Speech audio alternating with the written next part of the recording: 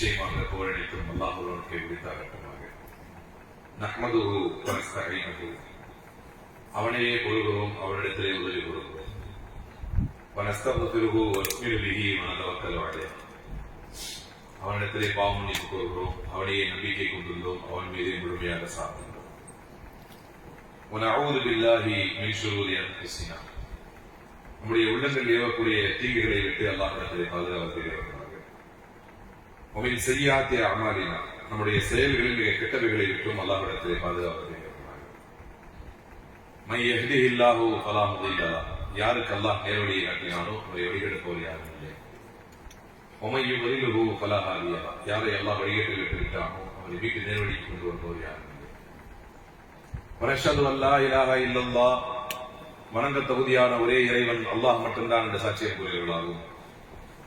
வனஷ்ஹது அன்ன முஹம்மதன் அப்துஹு வ ரசூலுஹு, பின்பற்ற தகுதியான ஒரே முன்மாதிரி அல்லாஹ்வின் தூதர், அல்லாஹ்வின் அடியார் முஹம்மது ரசூலுல்லாஹி ஸல்லல்லாஹு அலைஹி வஸல்லம் அவர்கள் மட்டும்தான் என்ற சாட்சியம் கூறுகிறார்கள்.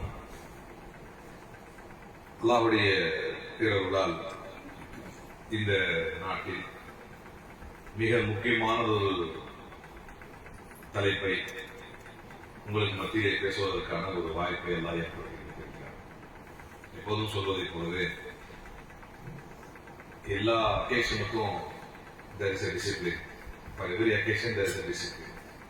இஸ்லாத்தை பொறுத்தவரை அல் இஸ்லாமு மினல் மஹ்தி இலல்லாஹ் என்பார். Islam is from cradle to the grave. தொட்டில பிறந்ததிலிருந்து சுடுகாடு போய் சேரும் வரைக்கும் இஸ்லாம் இருக்கிறது.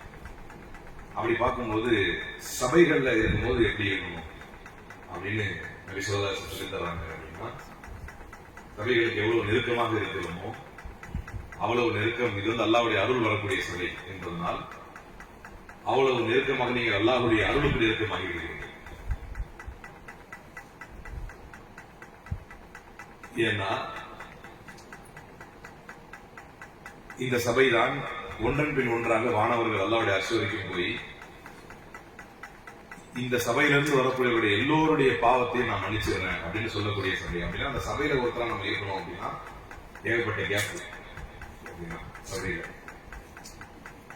யார் ஒருவர் ஒரு படி முன்னே வந்துட்டாரோ மாஷா அல்லாஹ் தன்னுடைய அருளுக்கு நெருக்கமாக இருக்கும்.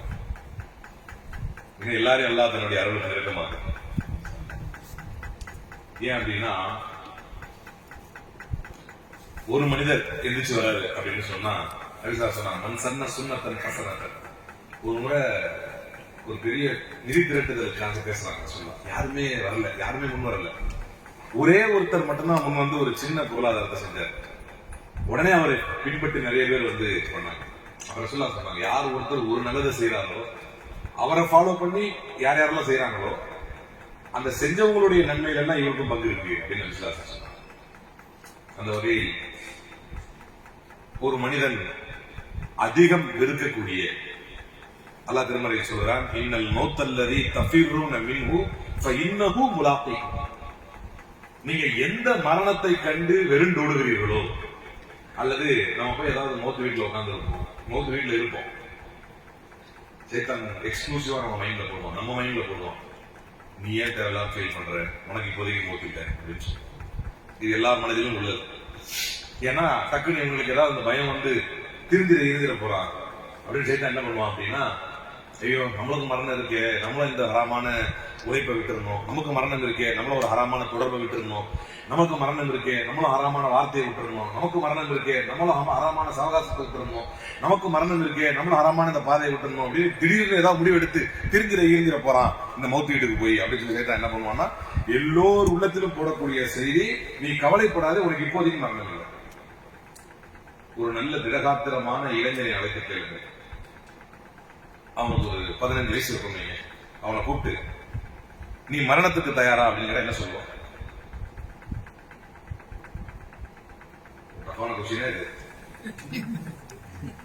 என்ன சொல்லுவான்? நீ மரணத்துக்கு தயாரா என்ன சொல்லுவான்? ஒரு 15 வயசு அவனை கூப்பிட்டு நீ மரணத்துக்கு தயாரான என்ன சொல்லுவான்? என்னப்பா கண்ணுக்குன்னு தெரியுதா இல்லையா உங்களுக்கு? இன்னைக்கு யாரு எப்படி இருக்கிற நானு என்ன போய் மௌத்துக்கு தயாரான்னு கேக்குறீங்க அப்படின்னு சொல்லுவான். அதே அந்த 15 வயசுக்காரன் நல்ல ஒரு இளமையாகி ஒரு நல்ல திரகாத்திரமா ஒரு 20-23 வயசுல ஆகும்போது இப்ப நீ மரணத்துக்கு தயாரான என்ன சொல்லுவான்? இப்பதான் ரெடி ஆகி வந்திருக்கிறேன், கல்யாண காட்சி பார்க்கணும், எவ்வளவு விஷயங்கள் இருக்கு அப்படின்னு சொல்லுவோம். சரி, அதே ஆளு கல்யாணம் பண்ணிட்ட பிறகு அவட போய் கேளுங்க, நீ மரணத்துக்கு தயாரா அப்படின்னு கேளுங்க. அப்ப என்ன சொல்லுவான்? கல்யாணம் இப்பதான் முடிஞ்சிருக்குது, புள்ள குட்டி எல்லாம் பெற்ற வேண்டியிருக்குது, அதுக்குள்ள போய் என்ன மரணத்துக்கு தயாரான்னு கேக்குறீங்க அப்படின்னு. சரி, அதே ஆளு புள்ள குட்டி எல்லாம் பெத்துட்ட பிறகு புள்ள எல்லாம் பெத்துட்ட இப்ப மரணத்துக்கு தயாரா அப்படின்னு என்ன சொல்லுவான்? இப்பதான் புள்ள குட்டி எல்லாம் பெற்று அதெல்லாம் படிக்கணும் வளர்க்கணும், எவ்வளவு பொறுப்பு இருக்கு மனுஷனுக்கு, அதுக்குள்ள போய் மூத்துக்கு தயாரான்னு கேக்குறீங்க. சரி, அப்படியே புள்ள குட்டி எல்லாம் பெத்து நல்லா கட்டி கல்யாணம் எல்லாம் பண்ணி வச்ச பிறகு கேளுங்க, என்ன செய்வான்? என்ன சொல்லுவான்? பேரம் பேத்தியெல்லாம் பத்தி வேண்டியிருக்குது, அதுக்குள்ள மொத்துக்கா பேரம் பேத்தியெல்லாம் பார்க்க வேண்டியிருக்கு, அதுக்குள்ள மரணத்துக்கு என்ன கண்ணு தெரியுதா இல்லையா, உங்களுக்கு நியாயமா இருக்கா இல்லையா, உங்களுக்கு என்ன இப்படிலாம் பேசுறீங்க அப்படி. சரி, பேர பிள்ளையெல்லாம் பெற்ற பிறகு நீ மரணத்துக்கு தயாரா என்று கேளுங்கள். அப்போது சொல்லுவான், அந்த பேர பிள்ளைங்க அந்த பேர பிள்ளைங்க ஆடுறது ஓடுறது, அவங்களுக்கு ஒரு கல்யாணம் காட்சி இதெல்லாம் பார்க்க வேண்டாமா? அந்த பேர பிள்ளைங்களுக்கு கல்யாண காட்சி எல்லாம் பார்த்துட்டு பிறகு கேளுங்க. அப்போது சொல்லுவான், அதாவது கொள்ளு பேரை தூக்கி தோல் மேல போட்டா நிம்மதியா அந்த கட்டையை சாத்திடுவேன்னு. மனிதனுடைய எண்ணமும் அவனுடைய மரணத்தை விட்டும் அவன் ஓடக்கூடிய ஓட்டமும் அல்லாஹ்வுடைய தூதர் சொன்னாங்க, நாளை ஒரு நாள் வரும், அந்த நாளில் பசித்தவர்கள் உணவு தட்டை நோக்கி பாய்வதை போல உங்களை நோக்கி அனைவரும் பாய்வார்கள், பீத்து தூக்கி எறிவார்கள். எங்கு திரும்பினாலும் அடிதான் உங்களுக்கு, எங்கு திரும்பினாலும் வேதனை தான், எங்கு திரும்பினாலும் பிரச்சனை தான். எந்த நாட்டுக்கு சென்றாலும், எந்த பிராந்தியத்திற்கு சென்றாலும், எங்க போட்டாலும் ஒரு காலம் வரும். சஹாபாக்கள் கேட்டார்கள், ஏன் நாங்க அப்ப ரொம்ப குறைவா இருப்போமா எண்ணிக்கைக்கு ஒரு குறைவும் இருக்காது என்றால் அல்லாஹ் அப்படியே, எண்ணிக்கைக்கு ஒரு குறைவும் இருக்காது. அப்ப என்ன பிரச்சனை? வலாக்கின்னல் வஹன், உங்களுடைய உள்ளங்களில் வஹன் இருக்கும். அந்த வஹன் என்றால் என்ன? ஃபமல் வஹன் யா ரசூலல்லாஹ், சீக்கிரம் சொல்லுங்க, வஹன்னா என்ன நாங்க தெரிஞ்சுக்கணும். ஹுப்புத் துன்யா வ கராஹியத்துல் மௌத், உலகத்தின் மீது இருக்கக்கூடிய அதிகப்படியான ஆசையும் மரணத்தின் மீது இருக்கக்கூடிய விருப்பம் தான் வஹன் என்றார்கள். அது என்றைக்கு சமூக மக்களுடைய உள்ளத்தில் புகுந்து விட்டதோ அன்றைக்கே இந்த சமூகம் அல்லாஹ்வுடைய அருளை விட்டும் தூரமாகிறது, அல்லாஹ்வுடைய உதவி விட்டும் தூரமாகிறது, எதிரிகளுடைய கோப பார்வைக்கு ஆளாகிறது, எதிரிகளுடைய தாக்குதலுக்கு உள்ளாகிறது. இன்னைக்கு இவ்வளவு டிக்ளைன் இருக்கு. What is the reason behind the decline of this community? இந்த சமூகத்தினுடைய இவ்வளவு பெரிய வீழ்ச்சிக்கு என்ன காரணம்? ஆளாளுக்கு ஒரு காரணம் சொல்றான், வஹன். நாளைக்கு அல்லாஹ் திருமறையில நம்ம சொல்லலாம், நான் ரொம்ப ஒரு தைரியசாலி, நான் டக்குன்னு மௌத்துக்குலாம் தயாராகிடுவேன், எனக்கு ஒண்ணு இல்லை அப்படின்னு வாயில சொல்லலாம். ஆனால் அல்லாஹ் திருமறையில் சஹாபாக்களை பற்றி சொல்றான், ஏன் அவர்களுக்கு ஒரு கண்ணியம் இருந்தது, ஏன் அவர்களுக்கு உயர்வு இருந்தது, ஏன் அல்லாஹ்வே அவர்களை பொருந்திக் கொண்டேன் என்று சொன்னான். அது அல்லாஹ் திருமறையில் சொல்றான், வலகத் குன்தும் தமன்னவுனல் மௌத் மின் கப்ல அன் தல்கௌ. நீங்க எப்படிப்பட்டவர்களாக அல்லாஹ் சஹாபாக்களை பற்றி சொல்றான், மரணம் உங்களை வந்தடைவதற்கு முன்னால் அந்த மரணத்தை நீங்கள் அடைந்து விட வேண்டும் என்று நினைத்தீர்கள். அல்லாஹ் சாட்சி. நம்ம நினைக்கிறது, நம்ம சொல்றது ஒரு கதை அது. ஆனால் அல்லாஹ் என்ன சாட்சி பகிர்கிறான், அவன் மனசு எப்படி இருக்கும்னா, இப்பதான் மௌத்தூரம் பிலால் ரலியல்லாஹு அவர்கள் மரணப்படுக்கையில் இருந்த போது அவருடைய மனைவி ரொம்ப வேதனைப்பட்டார். ஐயோ, பிலால் மௌத்தா போறாரு அப்படின்னு சொன்னார். அப்ப பிலால் ரலியல்லாஹு சொன்னாங்க, பல் வாத்தரையா அதன் அல்கல் அஹிப்பா முஹம்மதன் வ ஸஹ்பா. நீங்க சொல்ற மாதிரிலாம் இல்ல, நாளைக்கு நான் மௌத்தா போயிடுவேன், போயிட்ட உடனே என்னுடைய உயிரினும் மேலான அல்லாஹ்வுடைய தூதரையும் அந்த தோழர்களையும் நான் சந்திக்க போறேன். இந்த எண்ணம் உண்மையிலேயே அபூ ஹுரைரா ரலியல்லாஹு அன்ஹு மரணப்படுக்கை கிடக்கிறார்கள். அபூ ஹுரைரா ரலியல்லாஹு அவர்கள் மரணப்படுக்கை கிடக்கிறார்கள். மக்கள் போய் அவரை பார்க்கிறாங்க. பார்த்து பகா அபூ ஹுரைரா ரலியல்லாஹு அன்ஹு ஃபீ மர்தில் மௌத், தன்னுடைய மரண நேரத்தில் அபூ ஹுரைரா ரலியல்லாஹு அன்ஹு அழுது கொண்டிருந்தார். மரணப்படுக்கை அழுது கொண்டிருந்தார். அப்போது கேட்கிறாங்க, மா யுபுக்கீக யா அபூ ஹுரைரா, அபூ ஹுரைராவே உன்னை அழ வைப்பது எதுக்காக நீங்க அழுவுறீங்க அப்படின்னு. என்ன நினைச்சிட்டாங்க அவங்க? அவர் எதுக்காக அழுவதா நினைச்சிட்டாங்க? பொதுவா மனிதன் மரணப்படுக்கையில வேதனைப்பட்டு வியாய் பற்றி நினைச்சு அழுகுறான். நம்ம பழக்கம் கூட உண்டு சில பேர்கிட்ட, அவருக்கு பிடிச்சது ஏதாவது கொடுங்கன்னு கூட சொல்லுவாங்க. என்ன நினைச்சுக்கிட்டு அழுவாரு? வாழ்க்கையில ஒரு முறையாவது இதை சாப்பிடணும்னு நினைச்சனே, இங்க போகணும்னு நினைச்சனே, இதை அனுபவிக்கணும்னு நினைச்சனே, இப்படி நினைச்சு மனிதர்கள் அபூஹுரைரா சொல்லுகிறார்கள், அம்மா இன்னி லா அபுக்கி லி துன்யாக்கும், உங்களுடைய இந்த உலகத்திற்காக நான் அழுகிறேன் என்று நினைத்துக் கொண்டீர்களா? எதையோ விட்டு பிரிஞ்சு போயிருவேன் அழுகுறேன் நினைச்சிட்டீங்களா நீங்க? ஏன் அவர்கள் எல்லாம் யார்? புடம்போட்டப்பட்ட இறை தூதருடைய தோழர்கள். சொல்ற, அப்ப எதுக்கு அழுகுறீங்க? வலாக்கின்னி அபுக்கி லி புஅதி சஃபரி, ஒரு நீண்ட பயணத்தை மேற்கொள்ள வேண்டியது இருக்கிறது என்பதை நினைக்கும் போது அழுகிறேன். சொல்ற வார்த்தையை பாருங்க, வலாக்கின்னி அபுக்கி லி புஅதி சஃபரி, ஒரு நீண்ட பயணத்தை மேற்கொள்ள வேண்டியது இருக்கிறது என்பதை நினைக்கும் போது அழுகிறேன். வலி கில்லத்தி ஸாதி, இது ரொம்ப முக்கியமான பாயிண்ட். அந்த பயணம் ரொம்ப பெருசு, ஆனா அந்த பயணத்துக்கான ஏற்பாடு என்னிடத்துல ரொம்ப சிறுசு, நான் ரொம்ப கம்மியா தான் வச்சிருக்கேன், எனக்கு பயமா இருக்குது அப்படிங்கிறார். நம்முடைய உள்ளங்களை சொல்கிறான், நல்ல காரியங்களை செய்யும் பொழுதும், தொழுகைக்கு செல்லும் பொழுதும், சதக்கா செய்யும் பொழுதும், குர்ஆன் ஓதும் பொழுதும், திக்ருகளை ஓதும் பொழுதும், மரணத்தை நினைக்கும் போதும் சைத்தான் சொல்கிறான், உனக்கு என்னடா கவலை, அள்ளி அள்ளி வச்சிருக்கடா நீ நன்மைங்கிற அல்ல சைத்தான் மனசுல. ஆனால் இதே அபூ ஹுரைரா ரலியல்லாஹு அன்ஹு அவர்கள் ஒரு நாள் பிற்காலத்தில் அழுகிறார்கள். ரொம்ப வசதியா வாழ்ந்துட்டு இருக்கிறோம், இப்ப அப்படி அழுகுறாங்க. ஏன் இந்த அழுகுறீங்க அப்படின்னு கேட்கும்போது அபூ ஹுரைரா சொல்றாங்க, நான் ரசூலுல்லாஹ்வுடைய மிம்பருக்கும் ரசூலுல்லாஹ்வுடைய வீட்டுக்கும் மத்தியில, சின்ன கேப் தானே ரசூலுல்லாஹ்வுடைய வீட்டுக்கு, மிம்பருக்கும் வீட்டுக்கும் மத்தியில மயங்கி கிடப்பேன். மக்களிடையே பைத்தியம் என்று நினைத்து என்னுடைய தொண்டையில் ஏறி மிதித்து செல்வார்கள். ஆனால் நான் பைத்தியம் அல்ல, பசியால் அல்லாஹ்வுடைய தூதரோடே வாழ்ந்து, அல்லாஹ்வுடைய தூதரோடே இருந்து, அல்லாஹ்வுடைய தூதரோடே போரிட்டு, பசியால் பட்டினியால் மயக்கமடைந்து கிடந்திருப்பேன். மக்கள் என்னை பைத்தியம் என்று நினைப்பார்கள் என்று அவ்வளவு பெரிய தியாகங்களை, கஷ்டங்களை செய்த அபூ ஹுரைரா ரலியல்லாஹு அன்ஹு அவர்கள் தன்னுடைய வாழ்நாளை அர்ப்பணித்து அஸ்ஹாபு சுஃபாவிலே முதன்மையாக வாழ்ந்த அபூ ஹுரைரா ரலியல்லாஹு அன்ஹு அவர்கள் சொல்கிறார்கள், ஒரு யகில்லத்தி சாதி, என்னிடத்திலே இந்த பயணத்துக்கான ஏற்பாடு குறைவாக இருக்கிறது என்று நினைக்கும் போது ரஷீத் மௌலவி சொன்னார், பெட்டியெல்லாம் கரெக்டாக கட்டி வச்சிருங்க, நாளைக்கு ஜெர்மனி போகணும், அதுக்கப்புறம் பெல்ஜியம் போகணும், அப்படியே வந்து நீங்க கிளம்புறீங்க, அதனால ரெடியா வச்சிருங்க, கட்டில கூட தூக்கி வச்சிருங்க. யோசிங்க, ஒரு 2 நாள் கழிச்சு இந்தியாவுக்கு திரும்ப போறோம், அது நிரந்தரம் இல்லாத வாழ்க்கை, அதுக்கு எவ்வளவு ஏற்பாடா கட்டிட்டு இருக்கோம். அதுதான் அசாதுன்ற பேர் வச்சாங்க. ஏற்பாடுகளை செய்யுங்கள், கட்டுசாதத்தை தயார் செய்யுங்கள். நீங்கள் ஏற்பாடு செய்யக்கூடிய கட்டுசாதத்திலேயே மிகச்சிறந்த கட்டுசாதம் தக்குவா.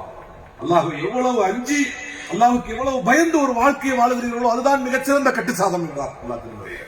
அப்ப அவர் அந்த அதைத்தான் சொல்றாரு, ஒரு கில்லத்தி ஜாதுனாலும் அதான் ஜாதுனா தஸவ்வது, ஒரு கில்லத்தி ஜாதி, என்னிடத்துல அதுக்கான ஏற்பாடு கம்மியா இருக்குது. அபூ ஹுரைரா கிட்ட கம்மியா இருக்குதா, நம்ம கிட்ட நிறைவா இருக்குது, நிம்மதியா இருக்கும். எதை பற்றியும் கவலை இல்லை.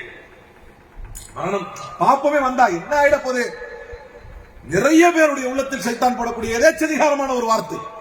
ஏனென்றால் அந்த மரணத்தை பற்றி தான் நபி ஸல்லல்லாஹு அலைஹி வஸல்லம் சொன்னார்கள், அக்திரு ذிக்ர ஹாதிமில் லத்தாத், அக்திரு ذிக்ர ஹாதிமில் லத்தாத். ஹாதிமில் லத்தாத்னா என்ன? இந்த உலக வாழ்க்கை மீது எப்போதெல்லாம் உங்களுக்கு மோகங்கள் பீரிட்டு எழுமோ, இந்த உலகத்தின் மீது எப்போதெல்லாம் உங்களுக்கு ஆசை பீரிட்டு எழுமோ, அக்திரு ذிக்ர ஹாதிமில் லத்தாத். ஹாதிம் அப்படின்னா அடித்து உடைக்கக்கூடியது. இந்த லத்தாத்துகளை, இந்த இச்சைகளை, மனோ இச்சைகளை அடித்து உடைக்கக்கூடிய அந்த மரணம் என்கின்ற ஒன்றை நீங்கள் அதிகம் அதிகம் நினையுங்கள். இது அறிஞர்கள் சொல்லி கேட்கிறார். எப்படி நபிகள் நாயகத்தால் ஒரு ஒழுக்க மிகுந்த நேர்த்தியான ராணுவ கட்டுப்பாடு மிக்க ஒரு சமூகத்தை உருவாக்க முடிந்தது என்று சொல்லும்போது கெல்சியே சொல்கிறான், you are not only accountable to the tribal customary law but to the overriding divine law that should be the very foundation of the Arabian society. ஒரு பாகன் சொசைட்டி இருந்தது, அந்த சொசைட்டி அப்படியே மாற்றி அமைச்சிட்டாரு, அப்படியே தலைகளை திருப்பிட்டாரு. எப்படி உலக வரலாற்று அறிஞர்கள் அதிசயப்பட்டு போய் பார்க்கறாங்க, இதனால எப்படி முடிஞ்சிச்சு அப்படின்னு போது அவர் என்ன செய்யறார் அப்படின்னா, நீ பதில் சொல்ல வேண்டி இருக்கிறது இந்த நாட்டின் சட்டத்திற்கல்ல, இந்த நாட்டின் விதிகளுக்கல்ல, but to the overriding divine law. இவை அனைத்துக்கும் மேலாக இருக்கக்கூடிய ஒரு பெரிய சக்தி இருக்கிறது. அந்த சக்திக்கு நீ இறந்ததற்கு பின்னால் அவனுக்கு முன்னால் நிற்க வைக்கப்படும், அவனுக்கு நீ பதில் தர வேண்டியது இருக்கும் என்று சொன்னார். அவர் பயமுறுத்தினார். அந்த சமூகம் பயந்தது. ஒழுக்க கட்டுப்பாடு மிக்க சமூகமாக உருவானது. உலகத்தில் அசைக்க முடியாத ஒரு சாம்ராஜ்யத்தை அவர் கட்டமைத்தார் என்று சொன்னார். அவர் பார்வையில, ஒரு முஸ்லீம் அல்லாத வரலாற்றாசிரியர் பார்வையில இந்த மரணத்தின் நினைவுதான் அல்லாஹ் திரும்ப அழகா சொல்றார், இன்னல் மௌத்தல்லதி தஃபிர்ரூன மின்ஹு. நீங்கள் எந்த மரணத்தை கண்டு வெறுண்டு ஓடுகிறீர்களோ, 15 வயதில் வராது, 30 வயதில் வராது, 40 வயதில் வராது, 50 வயதில் வராது, 70 வயதில் வராலும் வராது. ஆனால் அதிசயம் என்னவென்றால், இந்த மரணத்திற்கு வயது வரம்புகள் தெரியாது. வயதான முதியவர் இருப்பார், பச்சிளம் குழந்தை அள்ளி செல்லும். இந்த மரணத்திற்கு வயது வரம்பு தெரியுமா? இந்த மரணத்திற்கு செல்வ செழிப்பவருடைய ஏற்ற இறக்கம் தெரியாது. ஒண்ணுமே யாழ் உயிரோடு இருப்பான், மிகப்பெரிய பணக்காரனை அள்ளிச்சு. இந்த மரணத்திற்கு அதிகார வரம்புகள் தெரியாது. ஒரு அடிமை இருப்பான், அரசனை அள்ளிச்சு. உங்களுக்கு என்று நிர்ணயிக்கப்பட்ட மரணம் உங்களை வந்தடைந்தே தீரும் என்கிறான் அல்லாஹ். அப்புறம் என்ன ஆகும்?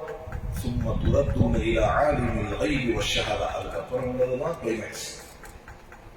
சும்மா துரத்தூன இலா ஆலிமில் கைபி வஷ்ஷஹதா. மறைவானவற்றையும் நேரானவற்றையும் அறியக்கூடிய அல்லாஹ்விற்கு முன்னால் உங்களை கொண்டு போய் நிறுத்தப்படும். ஃபயுனப்பிஉகும் பிமா குன்தும் தஅமலூன். நீங்கள் என்னவெல்லாம் செய்து கொண்டிருந்தீர்களோ அனைத்தையும் அல்லாஹ் சொல்லி காட்டுவான். நீங்க என்னென்னலாம் செஞ்சீங்களோ, 10 மணிக்கு என்ன செஞ்சீங்க, 11 மணிக்கு என்ன செஞ்சீங்க, காலை எழுந்து என்ன செஞ்சீங்க, தினந்தோறும் பழக்க வழக்கமாக எதை வைத்திருந்தீர்கள். உமர் ரலியல்லாஹு அவர்கள் தன்னுடைய வீட்டு சுவற்றில் எழுதி வைப்பார். தன்னுடைய வீட்டு சுவற்றிலே எழுதி வைப்பார், கஃபா பில் மௌத்தி வாஹிதன் யா உமர், கஃபா பில் மௌத்தி வாஹிதன் யா உமர் அப்படி எழுதி வச்சிருப்பார். இந்த மரணம் உனக்கு உபதேசிக்க போதுமானது அப்படின்னு ஒரு எழுத்து எழுதி தன்னுடைய வீட்டு சுவற்றில் எழுதி வச்சிருப்பார் உமர் ரலியல்லாஹு. கஃபா பில் மௌத்தி வாஹிதன் யா உமர். நம்ம பேரை மாத்திக்க வேண்டியது அந்த இடத்துல. கஃபா பில் மௌத்தி வாஹிதன் யா அலி அப்படின்னு எழுதி வேண்டியதுதான். யார் யாருக்கு பேர் இருக்கோ எல்லாம் எழுதி தன்னுடைய பெயரை அங்க வச்சுக்க வேண்டியதுதான். அல்லாஹ் திருமறையில் சொல்கிறான், குல்லு நஃப்ஸின் தாயிகத்துல் மௌத், ஒவ்வொரு ஆன்மாவும் மரணத்தை சுவைத்தே தீர வேண்டும்.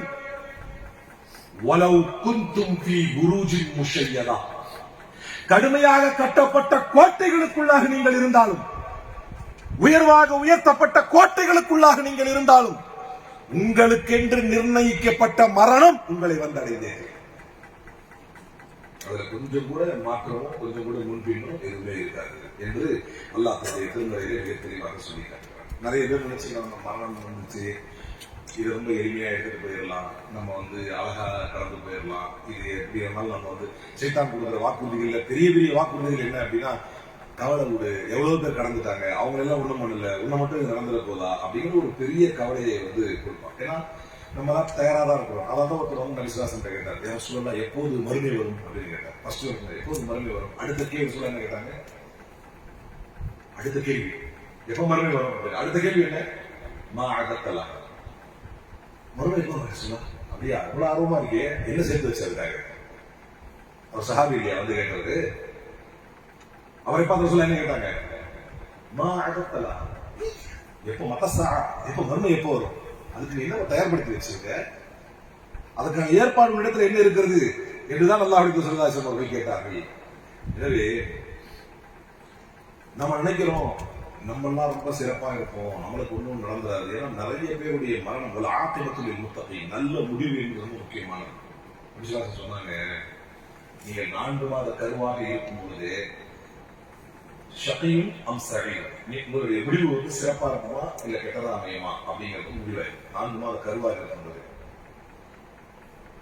இன்ன மின்கும் லயஅமலு அமல அஹ்லில் ஜன்னah, நபிஸல்லல்லாஹு அலைஹி வஸல்லம், உங்களில் ஒருவர் சொர்க்கத்திற்குரிய காரியத்தையே செய்து கொண்டிருப்பார். ஹத்தா மா யகூனு பைனஹு வ பைனஹா இல்லா திரா, எந்த அளவுக்குன்னா அவருக்கும் சொர்க்கத்துக்கும் ஒரே ஒரு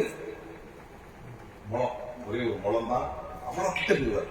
ஃபயஸ்பியகு அலைஹி கிதாப் ஃபயஅமலு பிஅமலி அஹ்லி النار ஃபயஸ்பியகு. அவர் என்ன செய்வார் அப்படின்னா, அவருடைய முடிவு நல்லா முடிவு பண்ணி வச்சான்ல, இதான் ஒரு முடிவுன்னு, அவருடனே நரகத்திற்கான காரியத்தையே செய்வார். அதுக்கு போய் வச்சுவார், நரகத்துக்கு போய். இன்ன மின்கும் லயஅமலு அமல அஹ்லி النار, உங்களில் ஒருவர் நரகத்திற்கான காரியத்தையே செய்து கொண்டிருப்பார். ஹத்தா மா யகூனு பைனஹு வ பைனஹா இல்லா திரா, நரகத்துக்கு அவருக்கு மத்தியில் ஒரே ஒரு முளம் தான் இருக்கும். ஆனா அவருக்கு நிர்ணயிக்கப்பட்டது, இவர் சொர்க்கத்துக்குரியவர் அப்படின்னு நிர்ணயிக்கப்பட்டது. சொர்க்கத்துக்கு நாம் எதற்காக எப்படி நிர்ணயிக்கப்பட்டிருக்கோம். விசுவாசம் கவுசாங்க உட்காந்துக்கிட்டு குச்சியை கிழிச்சாங்க, இந்த குச்சியை அடிச்சுனாங்க, இப்படி ஒரு கட்டம், இப்படி ஒரு கட்டம், இது மனிதன், இது மனிதனுடைய இலக்கு, இது மனிதன், இது மனிதனுடைய இலக்கு. இப்படி கோடு போட்டே இருந்தார். அந்த மனுஷன் தன்னுடைய இலக்கை நோக்கி ஓடிக்கிட்டே இருக்கான். இப்படி ஒரு கோடு, இந்த கோடு தான் மரணம். நேற்று ரசா அப்படின்னு சொல்லி ஒரு ஆலிம்சா பீகார்ல இருந்து வேலையை முடிச்சுட்டு கிளம்பி வர்றாரு. ஒய்ஃபுக்கு ஃபோன் பண்றாரு, 30 வயசு, இங்கே ஊருக்கு போனாங்க. போயிட்டு கிளம்பி வரும்போது ஒய்ஃபுக்கு ஃபோன் பண்ணிருக்காரு, நான் வந்துட்டு இருக்கேன், ஆனா இங்க ஏதோ பிரச்சனையா இருக்கு, எல்லாம் ஃபுல்லா இன்டாக்சிகேட்டடா இருக்காங்க, ட்ரெயின்ல ஏதோ குடிச்சு பிரச்சனை பண்ணிட்டு இருக்காங்க. ஏதோ சொல்றாரு, அவங்க சொல்றாங்க, சரி அவ்வளவு பெருசா எடுத்துக்கலாம், சரி பாருங்க என்னன்னு பாருங்க, கம்ப்ளைண்ட் பண்ணுங்க அப்படின்னு சொல்றாங்க. திருப்பி ஒரு வீடுக்கே வரல. இந்த காத்தூன் அப்படின்னு ஒரு அம்மா பீகார்ல நோம்பு வச்சுட்டு இருந்திருக்கு. அதுக்கு போட்டு அதை சிறுநீர் எல்லாம் கழிச்சு கொடுத்து அதை கட்டாயப்படுத்தி குடிக்க வச்சு அந்த நோம்பு நோக்கா வச்சு மூமின் இன்னைக்கு ஈமானை கொண்டு வாழ்வதே சிரமமான ஒரு காரியமாகும். காலை அடைஞ்ச மாலையை முடிப்புமா அப்படின்னு தெரியாத ஒரு சூழ்நிலையில் ஆரிசா ஏதோ ஒரு வேலையா போயிட்டு திரும்பி வரவோ வீட்டுக்கே வர முடியாது. இது மட்டும் இல்ல, எவ்வளவோ விஷயங்கள். போன ரமலான்ல நம்மளோட இருந்தவர்கள் இந்த ரமலான்ல நம்மளோட இருக்கிறது இல்ல, போன பக்கத்துக்கு இருந்தவங்க இந்த பக்கத்துக்கு இருக்கிறது இல்ல. இருந்தும் இந்த உள்ளம் ஏதோ ஒரு வரட்டு தைரியம் ஒண்ணு நமக்கு ஒண்ணு ஆயிராது. நமக்கெல்லாம் சொன்னதை தான் கொடுத்துருக்கலாம். அபூ ஹுரைரா சொன்ன மாதிரி பாதி விட்டம் பாருங்க. அபூ ஹுரைரா என்ன சொன்னாருன்னு சொன்னேன்,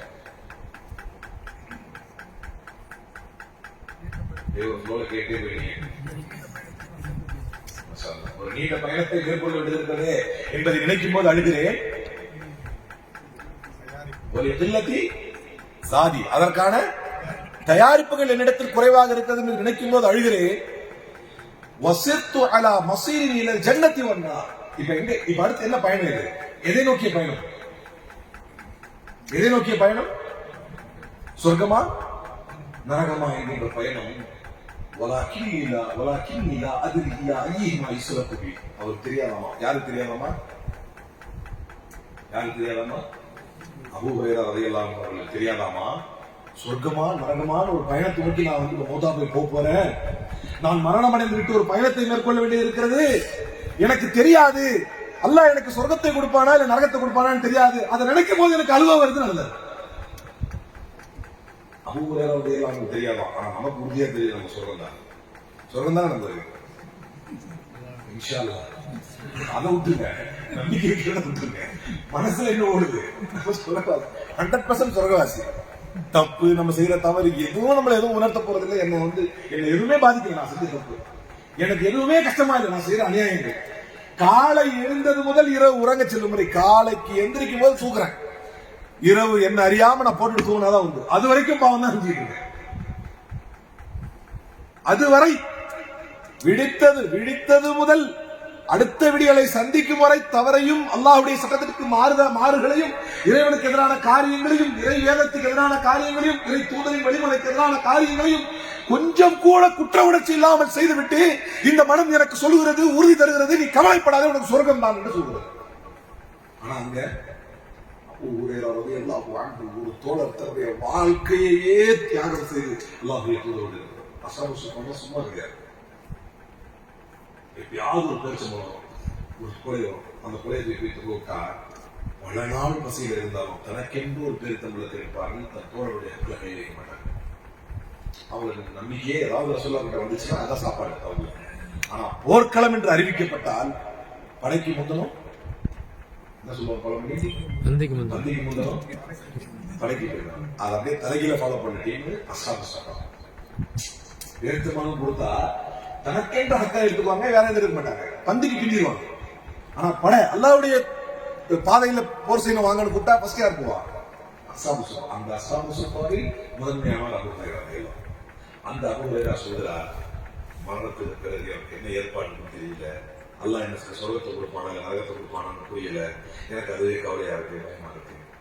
மன்னரையை கிடக்கிறோம், மன்னரை சூழல்களை கடந்து செல்கிறோம், எந்த அதிர்வலைகளோ எந்த தாக்கத்தையும் சொன்னாங்க. சூருவல் குபூர் ஃபைன்னஹா துதக்கிருக்குமுல் மௌத்.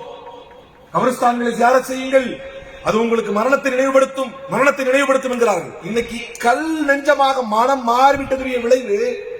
எதுக்கு ஒரு கீராத் நன்மை? ஜனாதா தூக்கி போனா ஒரு கீராத் நன்மை, தொழுதா நன்மை, அதை அடக்கம் பண்ணா நன்மை. எதுக்கு அப்படின்னா it should make an impact into you. அது ஒரு தாக்கத்தை ஏற்படுத்தி மாற்றத்தை கொண்டு வர வேண்டும். அந்த மரணம் என்ன நினைவை தர வேண்டும் என்றால் நாளை நமக்குத்தான் என்கின்ற எண்ணத்தை அது தர வேண்டும். எந்த நிலையிலும் நமக்கு மரணம் வரலாம் என்கின்ற பயத்தை அது தர வேண்டும். தர மாட்டேங்குதுன்னா அதுக்கு காரணம் என்ன? மனசு அவ்வளவு கசிஞ்சு போயிடுச்சு. நாமளே இன்னொரு முறை மீட்பார்வை செலுத்த வேண்டிய சூழ்நிலையில் இருக்கிறோம் அப்படின்னு அர்த்தம். நம்ம யோசிச்சு பார்க்கணும். இறைவனுடைய நினைவோ இறைத்தூதருடைய எச்சரிக்கையோ ஒரு மௌத்து பற்றிய செய்தி கேட்டாலோ நமக்கு எந்த கலக்கமும் வரல அப்படின்னு வச்சுக்கோங்க, நம்ம ரொம்ப தூரம் போயிட்டு இருக்கோம். மௌத்து பற்றி ஒரு செய்தி வருது, ஐயோ மௌத்து எல்லாம் அடுத்து நமக்கு இருக்கு, அது ஒரு கபஸ்தானுக்கு போறோம், அது நமக்கு தாக்கத்தை ஏற்படுத்தல அப்படின்னா you should figure it out. நம்மளே முடிவு பண்ணிக்க வேண்டியதுதான். நம்ம ரொம்ப தூரம் போயிட்டோம். மனசுல கரும்புள்ளி பட்டு பட்டு பட்டு பட்டு உள்ளம் கருப்பாகி விட்டது. ஏன்னா ரசூலுல்லாஹ் சொல்றாங்களே, நீ கபருக்கு போங்க, போய் நில்லுங்க. அந்த நின்றா ரசூலுல்லாஹி ஸல்லல்லாஹு தன்னுடைய மனைவியோடு இருக்கிறார். ஆயிஷா ரலியல்லாஹு அன்ஹா யோசிக்கிறாங்க, எங்க எழுச்சிக்கிட்டாங்க அடுத்தது. ஏன்னா பலதாரமான புரிந்தவர்களுக்கு ஏற்படக்கூடிய பிரச்சனைகள் அவங்க என்ன நினைச்சிட்டாங்க? சொல்ல எந்திரிச்சு வழக்கத்துக்கு மாறா அசௌகரியமா மாறி மாறி படுத்துக்கிட்டே இருந்தாங்க. வழக்கத்துக்கு மாறா அசௌகரியமா மாறி மாறி படுத்துட்டே இருந்தாங்க. அதே கவனிச்சுட்டே இருந்தாங்க. ரசூலுல்லாஹ் எந்திரிச்சு போயிட்டாங்க. எந்திரிச்சு நடக்கணும் அப்படி ஃபாலோ பண்ணிட்டே போறாங்க. பல்வேறு சூழல்கள், பல்வேறு காரணங்கள் நம்மளாம் ஃபாலோ பண்ணிட்டு வந்தா என்னென்னமோ நடக்கலாம். ஆனால் அல்லாஹ்வுடைய தூதரை ஃபாலோ பண்ற ரசூலுல்லாஹ் ஸல்லல்லாஹு அலைஹி வஸல்லம் ஃபாலோ பண்ண போனா ரசூலுல்லாஹ் ஸல்லல்லாஹு அலைஹி வஸல்லம் ஜன்னத்துல் பக்தியை என்கிறார். இரவு நேரத்தில் திடீர்னு கபரை பற்றி மன்னரை பற்றி இத்தனைக்கும் உங்களுக்கு முந்தைய பிந்தைய பாவங்கள் மன்னிக்கப்பட்டு விட்டாகிவிட்டது என்று உறுதி செய்யப்பட்ட ஒரு இறை தூதர். ஆனா அவர்களுக்கு மன்னரை பற்றிய நினைவு. நபிசுல்லாஹ் துவா கேட்க சொல்றாங்க. அவங்க வந்து துவா கேட்கறாங்க. லாஸ்டா தூங்கத்துக்கு என்ன துவா கேட்கறாங்க? அவங்க கஷ்டமா இல்லையே. அல்லாஹ்வும்ம பிஸ்மிக அமூது. அப்புறம்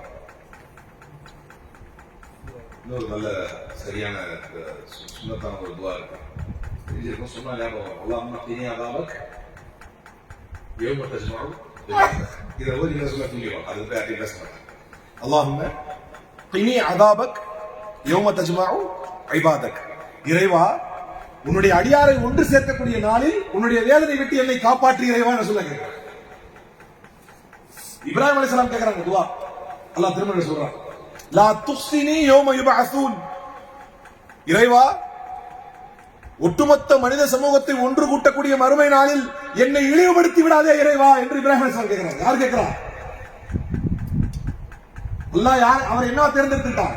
தன்னுடைய உற்ற தோழராக அல்லாஹ் தேர்ந்தெடுத்துக் கொண்டான். உலகின் ரசாயன மாற்றங்களுக்கு சவால் கொடுத்தான் அல்லாஹ். நெருப்பு என்றால் அது எரிக்க வேண்டும். யானார் கூனி பர்தன் வ ஸலாமன் அலா இப்ராஹிம் என்று சொல்லி நெருப்புடைய தன்மையை மாற்றி தன்னுடைய தூதரை, தன்னுடைய தோழரை காப்பாற்றியவன் அல்லாஹ். அப்படிப்பட்ட அந்தஸ்து பெற்றவர் இப்ராஹிம் அலைஹிஸ்ஸலாம். அந்த இப்ராஹிம் அலைஹிஸ்ஸலாம் அல்லாஹ்விடத்தில் துஆ கேட்டார். லா துஃஸினி யௌம யுபஅஸூன். இறைவா, மக்களை ஒன்று கூட்டக்கூடிய நாளில், மக்களை எழுப்பக்கூடிய நாளில் என்னை இழிவுபடுத்தி விடாதே இறைவா என்று துஆ கேட்டார். சந்தோஷமா திருப்தியா இருக்கிறோம். எனக்கு எந்த இழிவும் ஏற்படாது, எனக்கு எந்த பிரச்சனையும் கிடையாது, நான் எல்லாவற்றையும் முற்படுத்தி விட்டேன், நான் முழு தயாரிப்போடு இருக்கிறேன், அடுத்த நொடி மரணம் வந்தால் அதை ஏற்க தயாராக இருக்கிறேன் என்கிற நிலையை ஷைத்தான் நம்முடைய உள்ளத்தில் ஏமாற்றுகளை அறிவிக்கிறார். யார் வெற்றி அடைவார்? யார் மறுமையில் அல்லாஹ்வுடைய சபையிலே கண்ணியத்தை பெறுவார்? யார் தன்னுடைய கடைசி நொடி வரை இந்த மரணத்தை நினைத்து பயந்து கொண்டே இருந்தாரோ, இந்த மன்னரை நினைத்து பயந்து கொண்டே இருந்தாரோ, இந்த மறுமையை நினைத்து பயந்து கொண்டே இருந்தாரோ, அவர் மட்டும்தான் வெற்றி அடைவார். அல்லாஹ்வுடைய தோழர்கள் மொத்த பேருக்கு அதான் கவலை. எப்ப பார்த்தாலும் சொல்றாங்க, உமர் ரலியல்லாஹு கஃபா பில் மௌத்தி வாஇதன் யா உமர். வாய்ப்பு இருந்தா எழுதி போட்டுருங்க. உமர் ரலியல்லாஹு ஃபாலோ பண்ணி கஃபா பில் மௌத்தி வாஇதன் யா உமர். உமரே, இந்த மௌத்தே உமக்கு போதுமானது, உங்களுக்கு எச்சரிக்கை போதுமானது, எச்சரிக்கையாளராக இருப்பதற்கு போதுமானது.